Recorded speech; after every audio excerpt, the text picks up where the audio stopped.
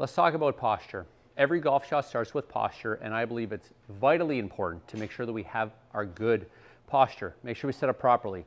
What happens too often is a lot of players get set up and they tend to set their feet first, or they oftentimes get their pelvis really tucked in, their shoulders get rounded, all those different things that can set us up to hit bad golf shots.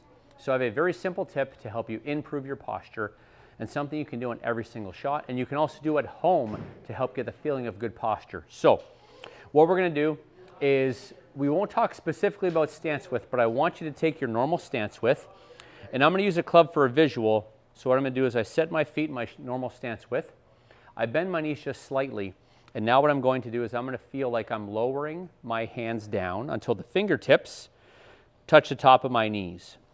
Now that sounds easy in concept, but I'm going to show you this angle because this is where it goes wrong for a lot of people. The key when we're getting into posture is not doing this. We have to make sure that it's our glutes, our hips, our pelvis, whatever you want to talk about here, that has to move back in this direction.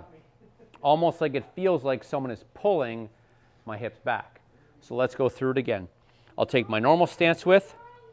I put my hands across my thighs. Now I'm going to feel like this is going back as my upper body lowers and the tip of my knees, or the tip of my fingers, hit the top of my knees. In this position, and now I'm in very good posture. Now for a lot of you, you're probably going to feel like, wow, I'm bent over so much more than normal. What that tells us is normally you're not in an athletic enough posture. It's something that's very common where we get set up far too tall, and that can affect our takeaway, downswing, etc. So go through this drill, challenge yourself to see, bend those knees a little bit, drop yourself down, and can you get yourself set up in a more athletic posture?